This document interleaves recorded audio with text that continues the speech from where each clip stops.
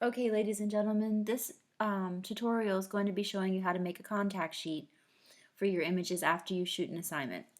So once you've taken your photographs and downloaded them to your desktop, they should be organized in a folder on your desktop, labeled with your last name and a description of the assignment.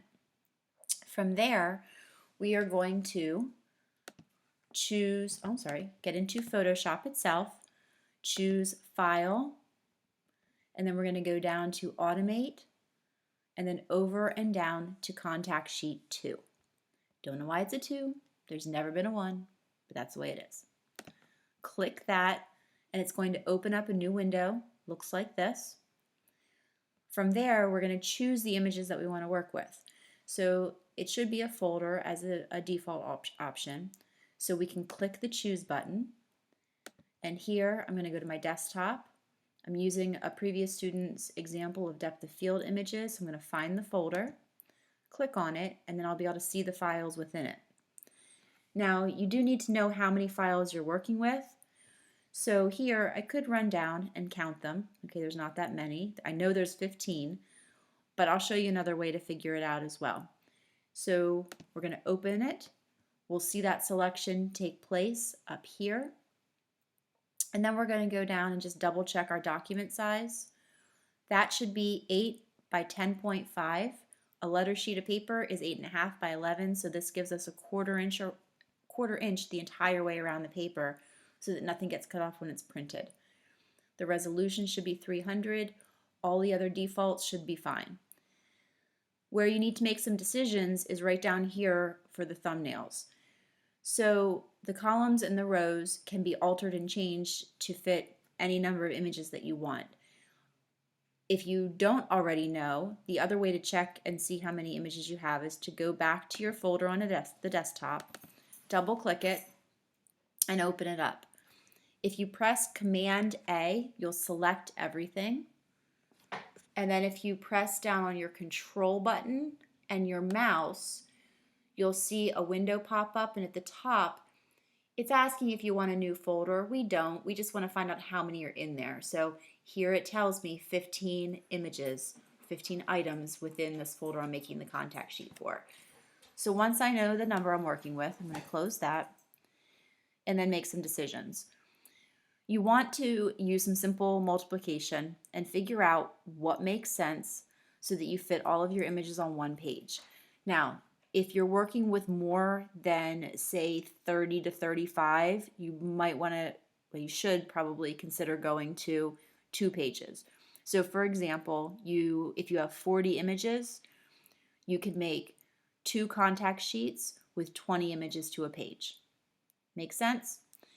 Here, we only have 15, so very easy to put on one sheet of paper. What you don't want to do is end up with one sheet of paper that's full and then have 1 or 2 images on a second sheet of paper just kind of hanging out there. It's a waste of paper. So at times, if you've got a lot of images, you might even want to delete 1 or 2 if it makes sense mathematically. With 15 images, though, it's quite simple. We can divide 15 by 3 and 5. So here you can see the numbers I've already put in there. You want the smaller number to be in the columns and the larger number to be in the rows. So for instance, if I had, let's see, 24 images, I could do 4 and I could do 6, okay? I don't really want to do something, if I had 24 images, I could technically do 2 and 12, but what you'll end up with is 2 skinny columns of images and then just a lot of extra blank space in between. So try to get the most consistent rectangle that's similar to the rectangle of the paper, those proportions, as possible. All right, so let me change this back to 3 and 5. If I had, say, 17 images, I could change that. Can't divide 17 really by much, right? So I could round up and change it to 18 and do 3 and 6. Probably makes the most sense. If you wanted to make it a little bit more square, you could even round up 1 further and do 4 and 5 and make it 20. Okay. So once you've decided your math, go ahead and come down. Just double check your file name, that font box is checked. Oh, this rotate for best fit, do not check, okay? I want to see if you shot vertically, so that'll take care of that. If you click this, everything will be horizontal. We don't want that, okay? So uncheck that box. Okay, back down to the file name. You can choose a font if you want to play around. Just make sure it's something that I can see. Don't go larger than 12. You want to make sure everything stays small enough to fit on the contact sheet itself. Once you're set up, go ahead and click OK. And then it's going to take a moment for everything to load. So just sit and be patient. You know, give yourself a little bit of time to do this before the end of class.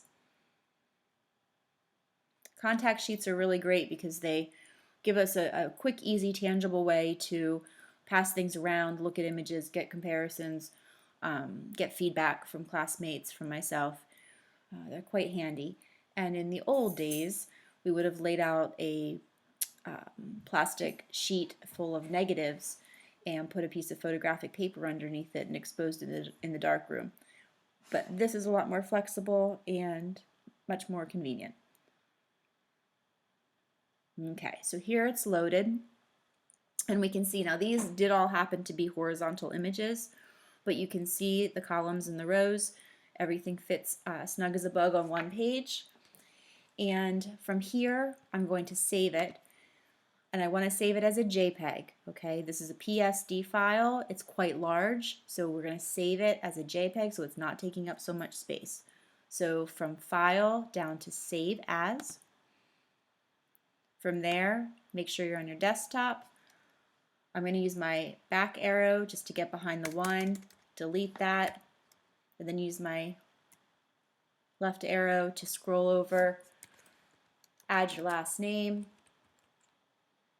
This is depth of field, so the assignment, and then contact sheet.